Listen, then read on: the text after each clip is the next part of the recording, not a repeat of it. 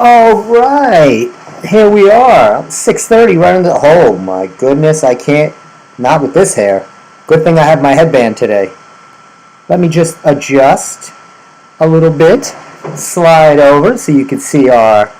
Look how. Remember, I didn't have that beautiful, gorgeous banner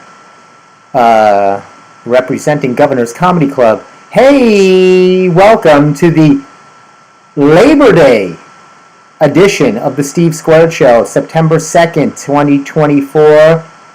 I hope you're all enjoying your Labor Day and enjoying a day off from labor. You see, I don't even take off. I'm always here for you. I am laboring today, as most of you are lounging and enjoying. You know, we'd like to, though, recognize, sure, all the workers. Not just podcast hosts who tirelessly give you entertaining, informative, comedic content. You know how long it takes to put this together? I just don't show up. You think I just show up? I actually just show up. That's pretty much what I do. But I trained some clients today. I wore my red, white, and blue headband. I wasn't sure with the, by the way, welcome to the Steve Squared Show. I'm your host, Funny Man Stevie K. Happy Labor Day. I wasn't sure about, I had to look it up. I asked my mom, I was like, does the flag go out on Labor Day? Because, we know it goes out on July 4th. We know it goes out on Veterans Day. Flag Day, of course. Groundhog's Day, of course. It goes out on, any of the big ones, the real big ones.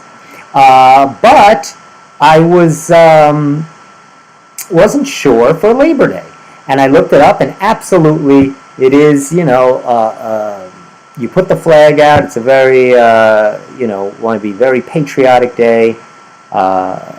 Salute to all the workers. All of the workers, construction workers, and all of the police, fire, teachers. Oh boy. Tonight, all those teachers, beads of sweat pouring down their brows as the final, it's almost the only thing I can equate this to, compare this to, is that final walk in Rikers Island when you're going to the electric chair. That long last walk. And they're asking you, what would you like your last words or to be? No, I'm sure. Look, there's some teachers that are excited. My niece is over the moon. She is really excited to be changing young minds. Speaking of young minds, we're going to get into the mind of a dog. So I don't know how I made that. I'm not equating a child's mind to a dog's mind by any means. A dog is, far more intelligent and far more receptive and will more listen and give you less static and feedback. But we're going to talk a little bit about that later on. So a lot to do. But yes, to all of the professions, doctors, lawyers, mobsters, sure, let's throw them in too. They work tirelessly. We're going to talk about mobsters. We got a lot to talk about. I'm talking about, there's, even they labor on get a day off on Monday. But it is a bit bittersweet, if you will, because we all love the summer. We love it. It's like 2 months of a vacation spot. We enjoy the weather. We go to the beach if we can. We go for a nice walk. Look how nice it is outside. Still at 6:30 in the evening. It's still warm. You can still wear shorts. And then that first blustery breeze happens. A leaf falls. An acorn hits you in the head, and it's just so demoralizing. There's a different feel to September. Even though it's warm, there's a different feel, a little bit of a sadness. And for those that I have known that have said, oh, I enjoy the winter, seek some therapy, seek counseling. There is nothing to enjoy about the winter. There is nothing. So I have decided to relocate myself for those winter months. I have to go somewhere warm. That's like in Goodfellas when Henry Hill, played by wonderfully by the great actor Ray Liotta, and he says, "Look, I don't care where you put me. It's just got to be someplace warm." That's exactly what I would say to the FBI. I don't care. I turned informant. I've ratted out my whole family, everybody. Just please do what you can, but put me someplace warm. That's the only request Henry Hill had. And that's the request I'll make when I turn state's evidence. But anyway, but let's enjoy. There's still days left. The summer's still here. The beaches are still active. You can still go. The lifeguards are still on duty. Boy, speaking of beach movies, they even slipped one in last night. One of my faves. They were giving Jaws last night, and I was watching, and it still holds up. I love movies that hold up over time, and it's great. You know, he's sitting on the beach, and he's worried. He's really Roy Scheider, panning the ocean, looking worried because there has already been a shark attack. The mayor won't let him close the beaches, you know, and he's nervous. And you hear the wife comes over trying to relax him, and you hear the sounds of Olivia Newton-John playing in the background on one of those old radios at the beach, and that's when all hell breaks loose. But great movie. Now, we're going to get more into it, but let me give you a little taste. One of the greatest lines ever in that movie was ad-libbed, and we're going to talk about ad-lib lines. And let's see if you read. There's a lot of great lines in Jaws. Tons of great lines. But one of my favorites is when Roy Scheider, he's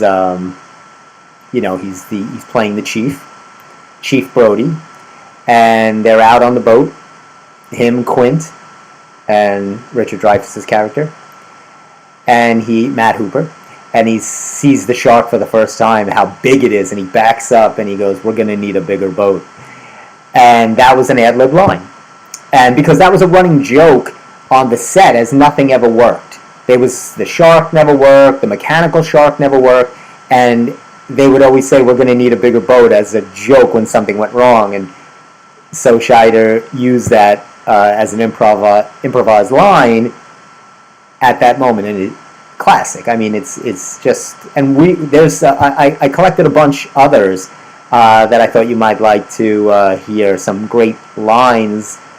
You know, I'm a writer, and we love to give writers credit for everything, but sometimes actors can pull something out. They're not just memorizing lines. Sometimes and sometimes the director gives them free will to do that, and wants to see something a little more organic in a scene and tells them play it out. But there's some iconic lines that come out of that, and I'm going to share some of those with you. But today, Monday, Labor Day, it's a beautiful day out, so hopefully you got to enjoy. And of course, what signifies Labor Day? Maybe many of you had barbecues. A hot dog. Hot dog? What is that, you say? Yes. Today was the day. At 3 o'clock today, on where else? Netflix. They had the hot dog eating championship competition between Joey Chestnut and Kobayashi for the ultimate unfinished beef championship. Now, as you know, in the July 4th Nathan's Coney Island hot dog eating contest, Kobayashi had come on the scene many years ago as a teenager and stunned everybody, and he won about 6 times in a row, but was upended by the great Joey Chestnut.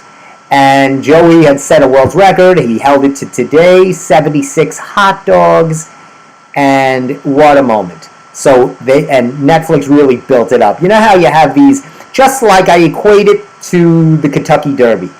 This is a 1-2 minute thing. Well, the hot dog eating contest was 10 minutes, but it's a quick thing. So they can't just show it to you. You can't just give it. You got to have the build-up, right? You got to have a little panache.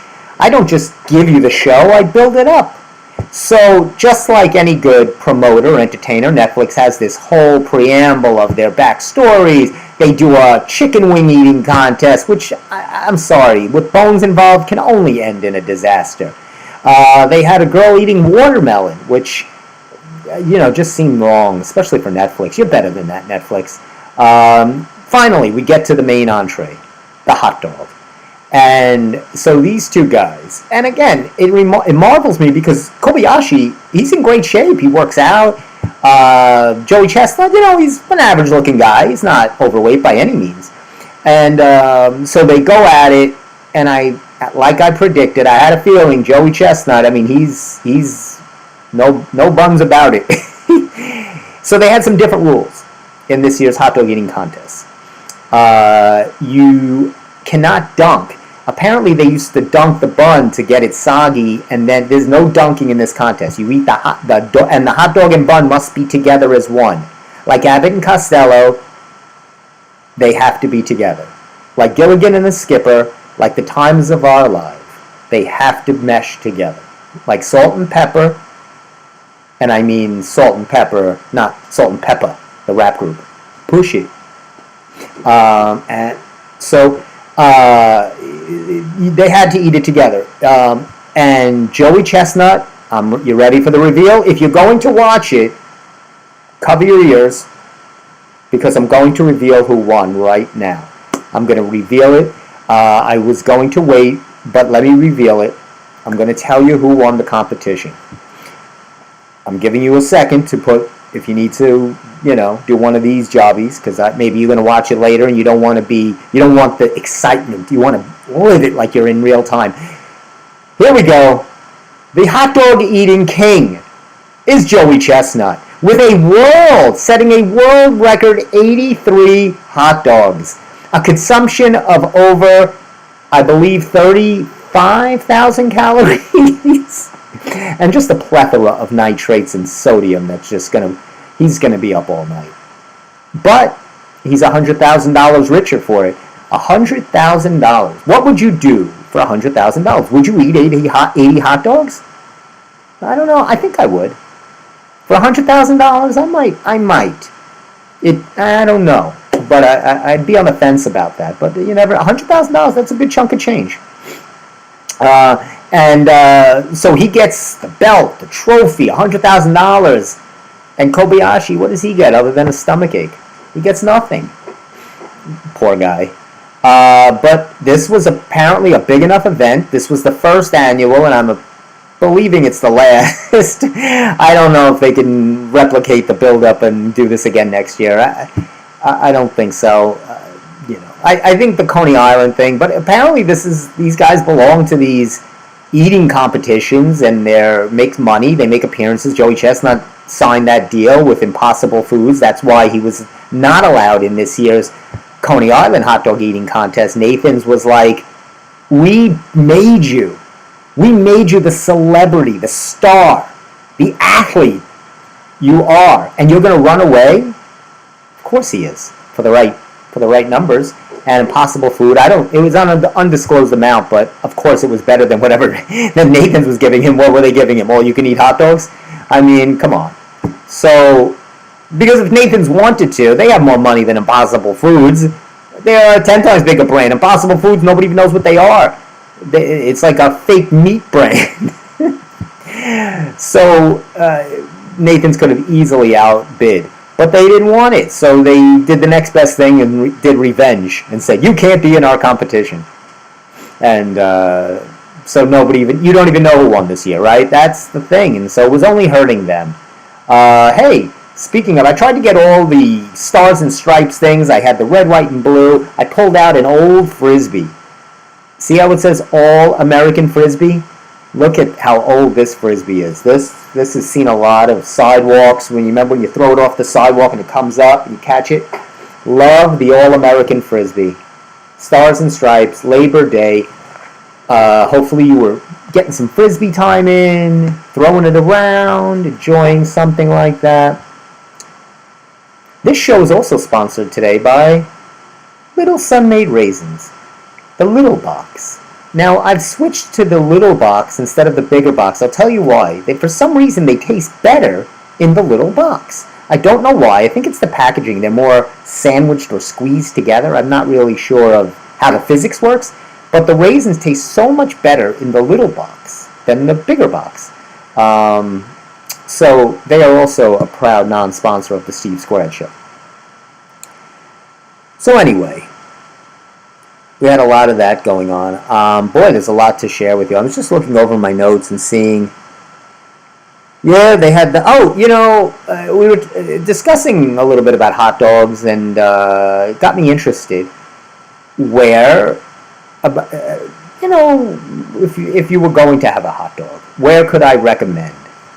What are the top places to go for a hot dog on Long Island? Now, in case somebody's not on Long Island watching the show, I can't speak for other states, but around here, where would you go? Or Long Island and the 5 boroughs, in the local area. Of course, Nathan's is number one. Ben's Kosher Deli. They were listed as one of the top spots on Long Island to go get yourself a hot dog. All American. Of course, the summer spot on Long Island, on Merrick Road in Massapequa. All American. Just like my Frisbee. All American. Is also sporting hot dogs that is made the list. What else did we have? Oh, we had Krish's, which is a local confectionate luncheonette type place. Very retro 1950s, if you will, type of luncheonette. They sport a wonderful hot dog. And here are 2 honorable mentions. Friendly's, the Friendly Frank. Not too sure about that. I don't know if you want to go there. And of course, on the corner of Sunrise Highway, the Truck. I call it the Truck, the hot dog truck. I'm not sure if that's a go-to spot either. If you're not sure, I can guarantee you that guy's not washing his hands, other than in that pot of, boiling sewage that he's steaming those dogs in. But, you never know. Maybe you're going for a run, a bike ride, you're getting ready to go on the path, you need some nourishment quickly. The hot dog truck is right there. You grab a hot dog. But, as a warning, there are no bathrooms along the way on the path. I know that path very well. So, anyway. But that's, those are, and, just brands also, some of the go-to brands that were listed were, of course, Nathan's. Ballpark hot dogs, Hebrew National. The Ballpark, remember the Ballpark? They plump when you cook them. See, this is when I need Steve on the show. I need an expert who is an aficionado of uncured salty nitrates. Steve knows his nitrates. So, you never know. Will he call in? I don't know. Steve is a very busy guy. But Oscar Mayer, you know the name well, OSCAR. My bologna has a second name, it's MAYER. But we're not talking bologna here, we're talking, this is no bologna, this is hot dogs.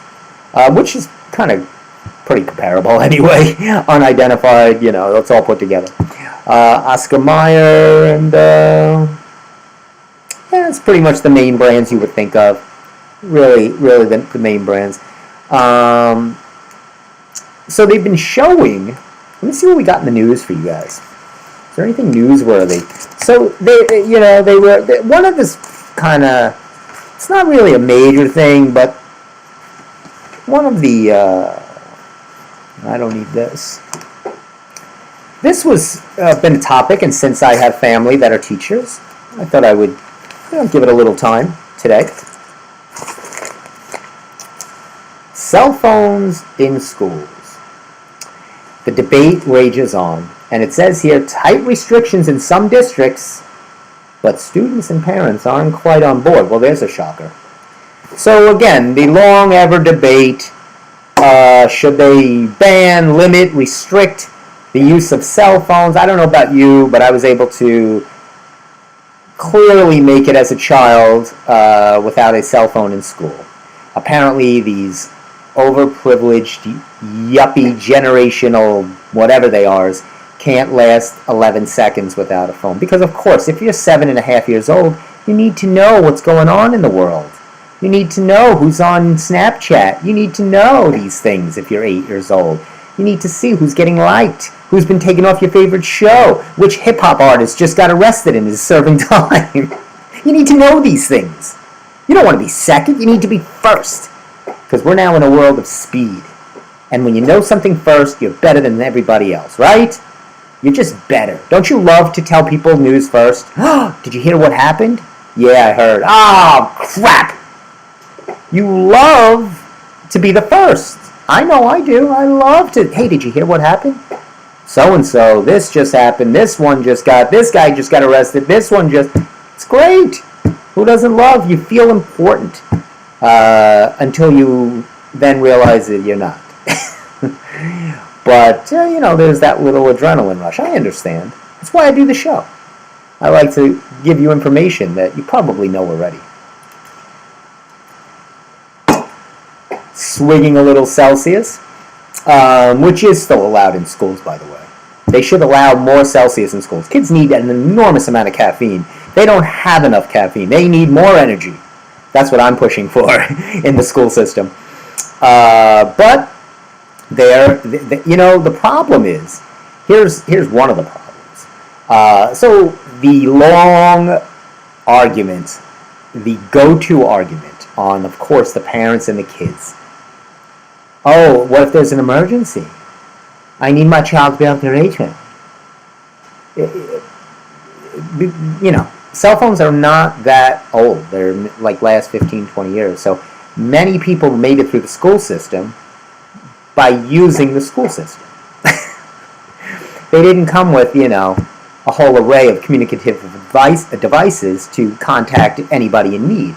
That's what the school is there for, right? You're giving your child to the school. You're not on call, okay? You're not waiting. You're not looking to meet one of your suppliers. If you're 10 years old, you're fine. You don't need to, and let's be honest, that's not what you're doing. These kids are not worried about contacting their parents in the least, and the parents could care less either. They just, these kids want to have their $1,100 cell phones. This is just, it's an enormous problem, and teachers can't. It's very sticky because you can't take things away from kids, and the kids will go complain to their parents, who will go up to the, up the chain of command, and then it's going to be, who's going to win at the end of the day. So, that's just that. So, I say just let them. And if you're a teacher, get on your cell phone and talk to whoever you want to. Just everybody just sit there like on your cell phones. Just sit there like this in school all day long. That's all, like this. Just swipe all day long. Because after 4 years, you'll be a good swiper. Maybe you can major in swiping. Anyway. I know I beat this story to death, but there has been some more breaking news. And I love to give you breaking news. The Boar's Head Company is just not getting out from behind this. And I will not let them. I will pound this story. Steve says, stop with the Boar's Head story. I will not stop. Because as long as people are eating, the cold cuts are bad enough, let's be honest. You don't have to add infectious bacteria to it. I know it probably adds into the taste and makes it delicious. And mustard covers anything, let's be honest. But listeria, and now they've had a couple of fatalities. And it says here, they finally did a little investigation of the Boar's Head plant, which I think I went to on a tour when I was in elementary school. I believe that was one of my field trips. I was taken on the tour of the Boar's Head factory, where they make cold cuts. We didn't go to Adventureland, or we went to the Boar's Head cold cut meat factory plant. And it says here, records indicate mold, insects, residue on the walls. Just slabs of bologna hanging off the walls. Liverwurst everywhere. It's just disgusting. Oh boy. So it says here, government inspectors logged 69 instances of non-compliance with federal rules. And let's be honest, big companies are in bed with government, so the bar is set pretty low. I mean, you have to really be running basically like that the book of the that was written in the 1920s about the Chicago meat market industry. You know, that's where you have to be if you're. And now I'm going to have to look that up for you because now I forgot the name of that. I can't go on when these things stick in my head. I'll get it for you.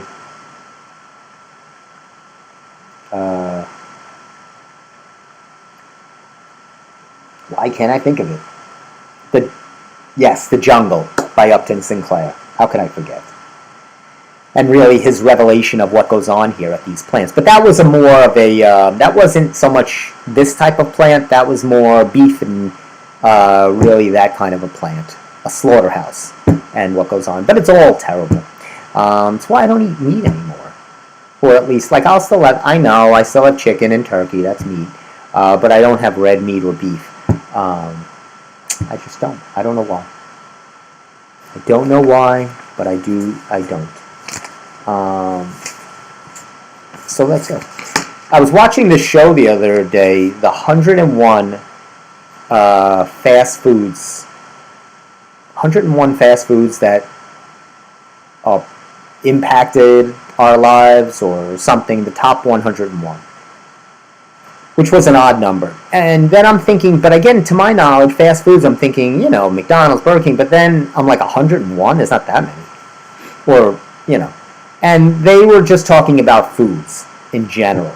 And, it was terrible. The list was like, and it made no sense. Like they had the egg. Then they had jelly beans. Then they had moon pie. And then they had grasshoppers. And then they had oysters. Like they were just naming things. These, a kebab. How was a kebab a fast food?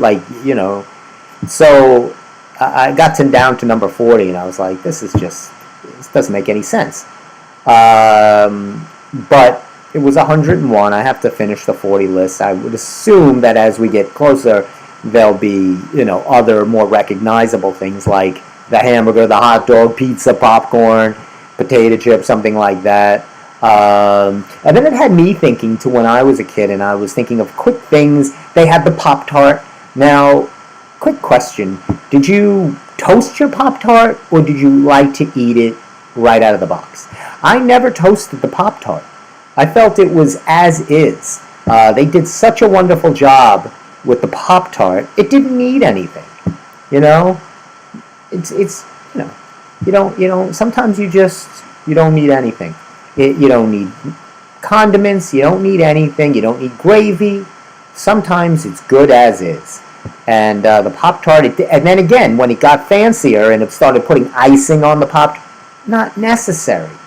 You're just adding sugar and stuff. Just a nice, pure, plain. Leave things as is. It's like sequels to movies. You didn't need Jaws 2, 3, and 4. You're just never going to top the original. The originator is what it is. Everything else is a duplicator. And duplicates are never the same. Just watch the movie Multiplicity with Michael Keaton. And that's all you need to know about carbon copies and how they gradually get worse and worse as you go down the line. It's a great movie. You got to watch it. Michael Keaton is a stressed out construction work foreman, and he doesn't have time for his family. He doesn't have time to be at work. And a doctor he bumps into is doing gene work with genes and duplicating genes, and tells him, hey, why don't you come to my lab? We're doing some experimental work. And he makes a carbon copy of Michael Keaton. So now Michael Keaton's able to, play golf and do things, and he's got this guy at the job. And then he decides he needs more, so he keeps getting more Michael Keaton, more duplicates, and they're like more crazier and zanier, and you get the idea of the movie. It's a good movie called Multiplicity. Check it out. Anyway, I was thinking of, speaking of movies, it's not really centered around work, but there's some movies, it's Labor Day, that are centered around, have work as the focal place. So I wanted to give some movie recommendations. that have work as the centerpiece of the movie, and some of them that I have seen that I would recommend. I have a few. My favorite, I know my family likes it, Office Space, is just such a good movie. Really, really funny movie.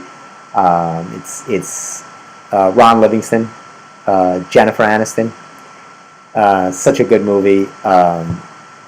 He's just so depressed and so miserable in the job he has, and it's like very cubicle oriented, and it's so good. And his boss asks him to work weekends all the time, and then they're having some efficient experts come in and downsize. It's just everything you would go through at a general company. And his girlfriend had taken him to a therapy meeting, and by accident he kind of got hypnotized, and so now he just doesn't care about anything anymore, and he's like kind of just sees everything through rose-colored glasses. And so that Office Space. So check that out. There's a couple of others. Mr. Mom. Speaking of Michael Keaton, staying on Michael Keaton, Mr. Mom is great. He loses his job, and now he has to stay home and watch the kids while she goes out and works. And so what is better, staying home with the kids or working? Where I stand on that. I would get 11 jobs to not stay home and watch screaming kids. But that's just me. What can I say? I'm not not that type of guy. Anyway, let's get a little more serious. Get away from the comedies. Maybe you want something a little more hitting you right between the eyes. How about Norma Ray?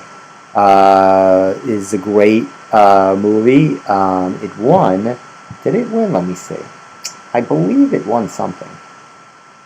I should have known this going in. But let's see. It was. I know it was in 1979.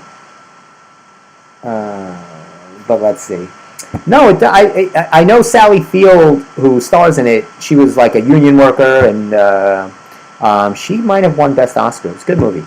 9 to 5, the great Dolly Parton. 9 to 5. Dabney Coleman. I think Lily Tomlin and Jane Fonda were in it. Centered around the workforce in the 80s. So it was a cute movie. They thought they had murdered their boss, which I'm sure many of you and all of us have dreamt of one time or another. And I'm not talking about like a John Gotti boss. I mean like your literal boss, not a boss of a family. There's a couple of others. The Devil Wears Prada. It was, workplace movie. Anne Hathaway. It's kind of work related. You can go real old school, go real back, and do The Grapes of Wrath. I believe that was Steinbeck's book, and played wonderfully, beautifully by Henry Fonda. He did a much better job in The Grapes of Wrath. And staying with, that's the Fonda connection. You see, I don't do this on purpose. These things just happen. So if you give Jane a movie, you got to give Henry a movie. So I don't think Peter was ever in anything workforce related or anything that comes to my mind at the moment.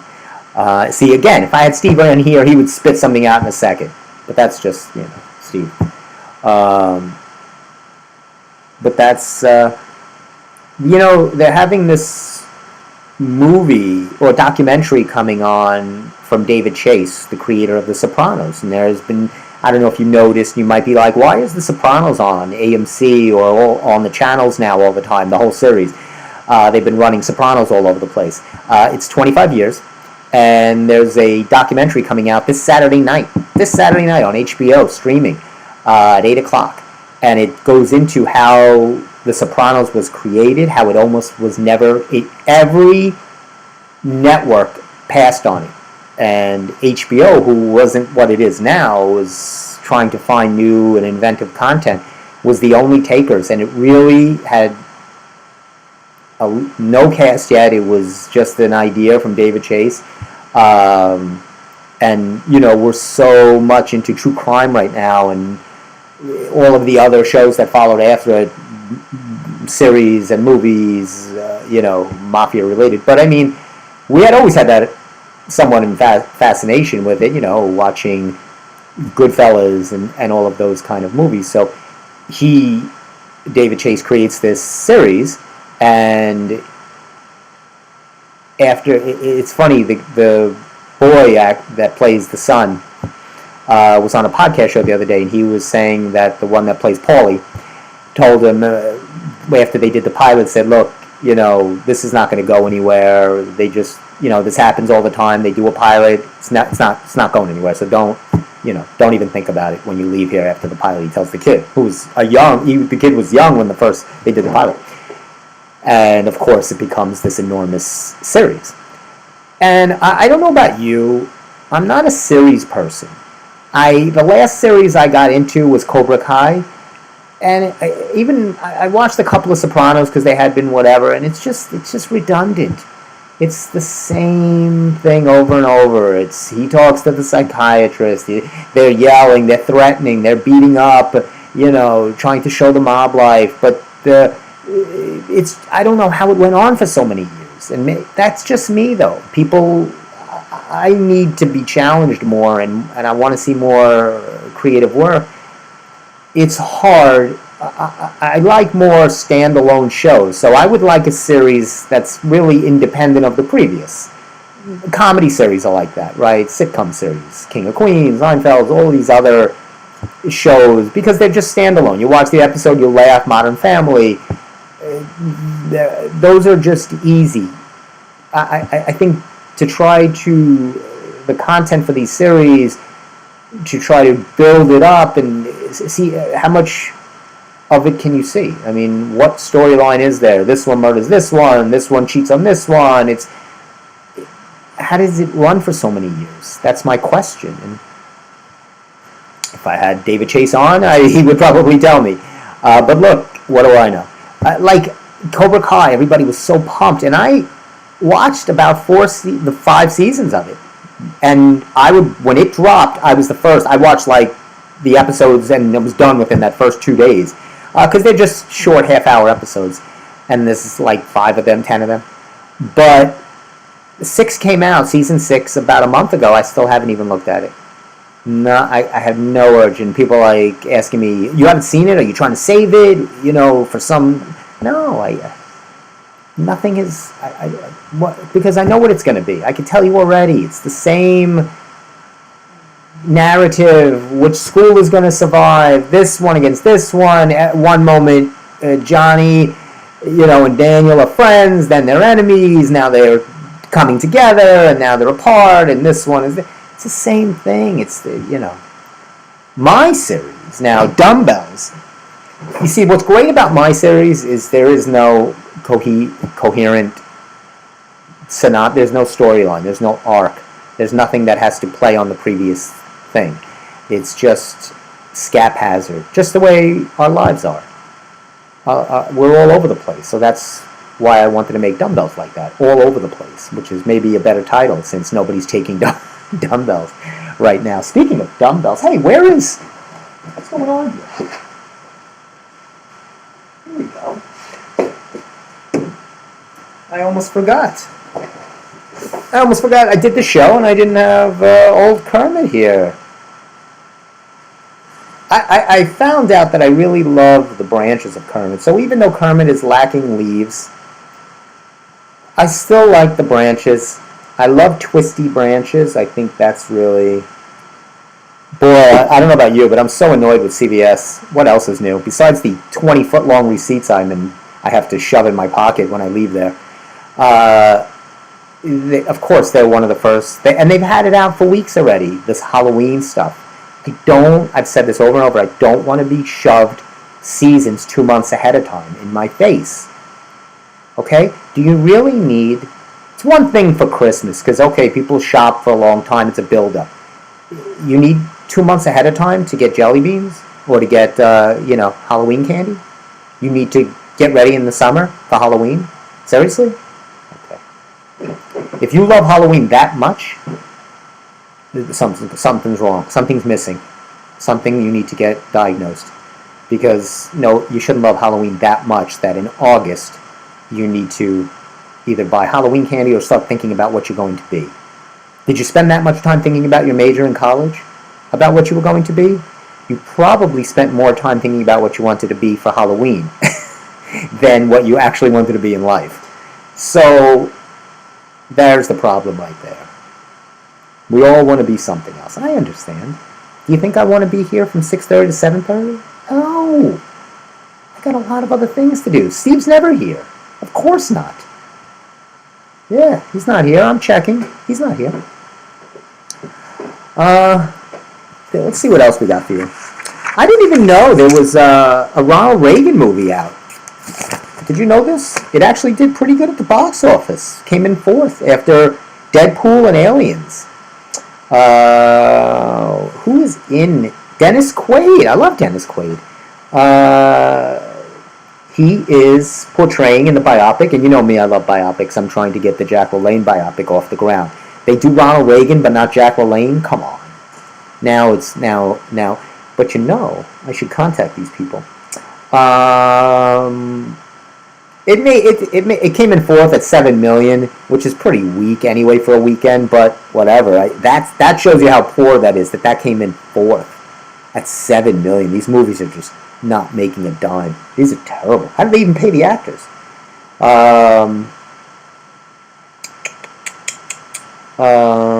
Says it's gotten a good score on Rotten Tomatoes, and but it's in the movies now.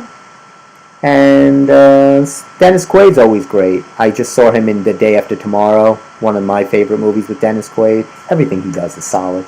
So that is, you might want to check that out. That's in the movies right now.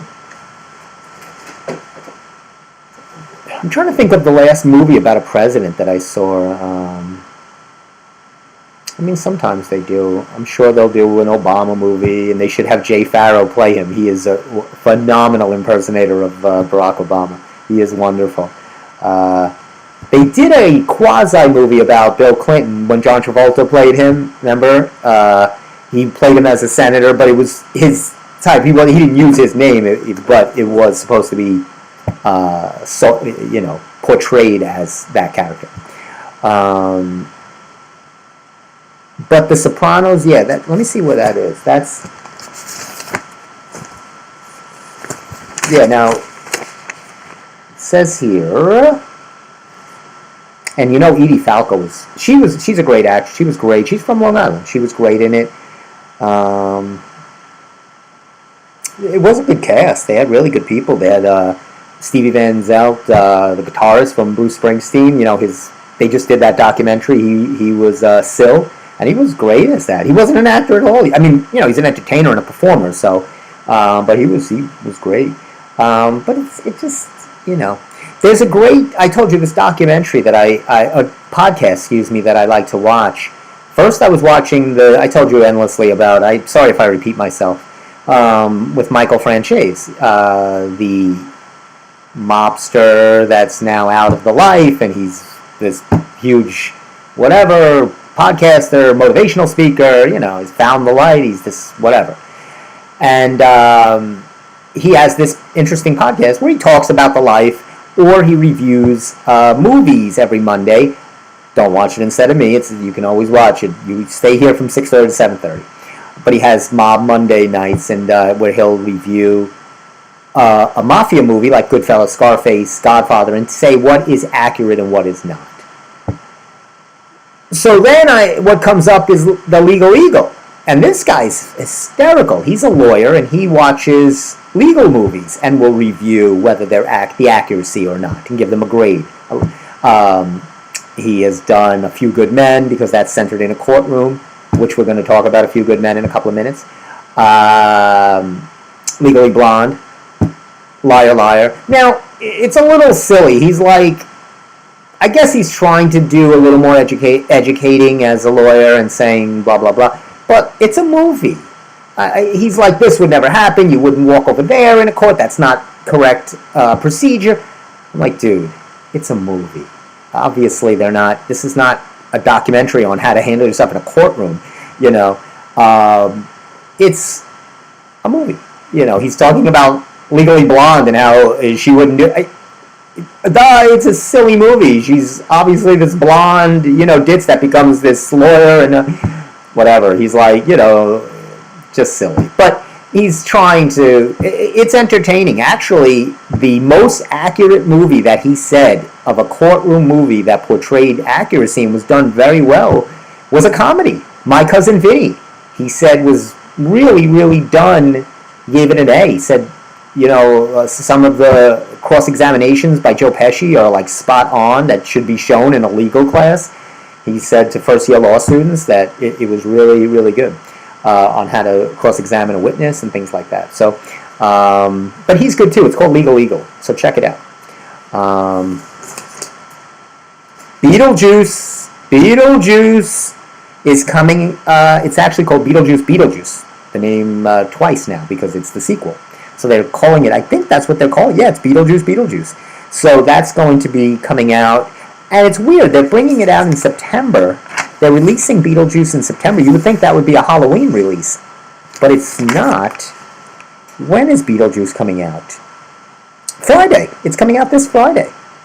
And it's got the same cast, which is really, really cool. Michael Keaton, Winona Ryder, Catherine O'Hara, I believe, is in it. Yes.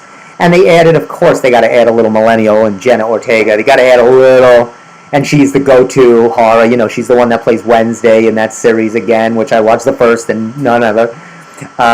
Anything else that I would recommend? There is another one that I thought was interesting. October 11th, Saturday night, Jason Reitman, Ivan Reitman's son, is doing a movie based on how the very first Saturday Night Live was done and casted and getting ready for that first Saturday Night Live show.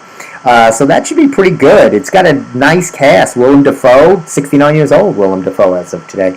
J.K. Simmons, Dylan O'Brien. So it really focuses on the release, the debut show, 1975.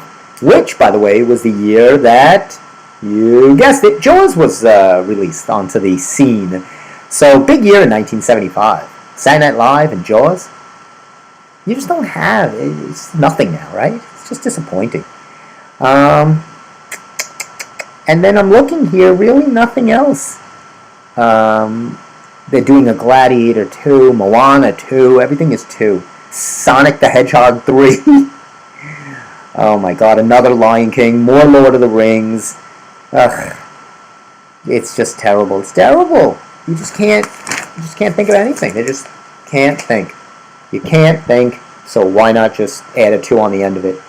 Or a 3, or a 5, or a 7. Here's something concerning to me. I used to finish the show at 7:30, and it was beautiful, bright sunshine. September hits, boom, it's already getting dusk. I'm just not happy. I'm just not the same funny man Stevie K. I'm more like Placid. I'm melancholy Stevie K, which is what I'm going to change my... the whole summer I'm funny man Stevie K. I'm changing it. Officially today I'm now melancholy Stevie K. Just right there. So we're speaking a little about movies, and I thought some of the greatest lines, and I said it to you, was ad-libbed in a movie. And I was thinking about this with Jaws when he says, Roy Scheider says, we're going to need a bigger boat, was ad-libbed. They thought it was fantastic, kept it in the movie. Now, unbeknownst to you all, I spend most of my life ad-libbing. I walk around all day without a script. I don't know if you guys do, but I'm able to. I'm able to get through a day without lines handed to me on a cue card or on a teleprompter. Which, as someone that has performed many times and had to go by scripts, is challenging. I've done a lot of performances and stage and what have you, and sometimes you have your script, but sometimes the director does give you free will, free carte blanche, if you will, to and then see what you can do. So here I have compiled a list of some of the better known lines that you would be surprised to know were ad-libbed. iconic movies, iconic lines, forever lines that we say has become part of Americana pop culture lines that have been ad-libbed in a movie. These are movies, yeah, because nobody remembers lines from TV shows. So let's see what we got for you. I got him some here. There we go. Well, we said you're going to need a bigger boat. Roy Scheider and Jaws. Here's looking at you, kid. Here's looking at you, kid. The great Humphrey Bogart, Lauren Bacall. I believe it was Lauren Bacall. Bogey and Bacall. Casablanca. I'm going to get called out for this. Hold on a moment. Because I feel like... Let's see. No, you see, I knew I was wrong. Am I wrong? Yes, I am. I knew it. It's not. It's Ingrid Bergman. I knew it. Something was saying that's not... I had it wrong. Humphrey Bogart, here's looking at you, kid. It's the final line at the airport. Casablanca. I had never seen Casablanca, and then it's one of these iconic movies. I said, let me watch it, and I watched it over pieces, and it was okay. It was a solid movie. It wasn't a great, it didn't really grab me, but it was okay. But we all know that line. Here's looking at you, kid. It's been in songs and many others. Oh boy, who can forget? Speaking of mobster movies and mob guys and mob everything, I've been so locked into mob stuff. I don't know that maybe it's not too late for me to join a family or a mob family. Maybe I should look into that. I'll look on LinkedIn. I get so many spam contacting things on my email. Hey Steve, you'd be perfect for brain surgery. We see here you could be an optometrist, a hypnotist. All these crazy. Would you ever throw a javelin? Would you like to do that as a career? Maybe you'd like to teach kids how to throw a hatchet. I don't know why I'm getting all of this, but I'm thinking maybe you never see it on LinkedIn. Maybe I'll Google it later. You never know. I can apply. We'll see. I don't know. It's a fleeting thought. But anyway, the great scene with Joe Pesci in Goodfellas and Ray Liotta. And Ray Liotta goes, you're a funny guy. And he goes, I'm funny how? And he starts going into that whole scene about, what do you mean I'm funny? That whole scene was ad-libbed by Joe Pesci. He told Martin Scorsese beforehand, didn't tell any of the cast, he said, let me do something here. He knew the line when Ray Liotta says, you're a funny guy, and he knew what he was going to do with that. He said, let me keep it rolling, don't cut me. And Martin Scorsese loved it. It's become iconic. A Few Good Men, we talked about that, was reviewed by Legal Eagle. You can't handle the truth. You want the truth? You can't handle the truth. Jack Nicholson in A Few Good Men. That was also ad-libbed. You can't handle the truth, which is something I say to myself every night. I can't handle the truth. I'd much rather be lied to and told, you're good, you can do things. I don't want somebody to tell me the truth. I hate when somebody says, I'm just being honest. Don't you hate when people say that? No, you don't need to be honest. Don't tell people what you think. I love when people do that. I'm just being honest. You don't need to be honest. Okay? Keep your thoughts to yourself. Don't ask dear Eric. I'm telling you. Leonardo DiCaprio on the ship, the great Titanic. I'm the king of the world. He's excited. He's just minutes away from plunging into that frozen tundra of the Atlantic Ocean. But right now, he's got Kate Winslet, and the world is looking pretty for him. Little does he know he's about to sink to the bottom of the ocean in about 24 hours. But right then, he's the king of the world. So when he says, I'm the king of the world, that is also ad-libbed. Good for him, because he was a young actor. Usually they don't give actors young actors, but James Cameron let him have it. You talking to me? You talking to me? You remember that? Sure, that was Taxi Driver and Robert De Niro. You talking to me when he's looking in the mirror? That's that was ad-libbed. Oh, here's another one. I'm walking here. Dustin Hoffman in Midnight Cowboy, 1969. Another great movie. That was ad-libbed. Dustin Hoffman smacking the hood of the car. And that was another one. Oh, Say Hello to My Little Friend. Al Pacino in Scarface was also ad-libbed. That was an iconic line in an iconic movie with an awful lot of cocaine. Was also ad-libbed. So, Say Hello to My Little Friend. Got a couple more. This, some of you might remember, was in When Harry Met Sally, the diner scene. Meg Ryan, Billy Crystal, and she goes through this whole, scene, and you know what the scene is, and they pan to the older woman at a nearby table in the diner, and she says to the waitress, "I'll have what she's having," and that actually, was an ad-lib line by Rob Reiner's mother, Estelle Reiner. She was in that scene, and she ad-libbed. It was a great line. Good for her. And I'm surprised Rob didn't fire her. Mom, you ruined the whole movie. What are you doing? I told you to just sit there. You're an extra. And this one is fantastic. I'm sure many of you, maybe not all of you, who, again, were going to a mob movie, The Godfather. They just finish a hit, Clemenza and the hitman, and he goes, "Leave the gun, take the cannoli." They had picked up a box of cannolis, and he tells the guy, leave the gun, take the cannolis."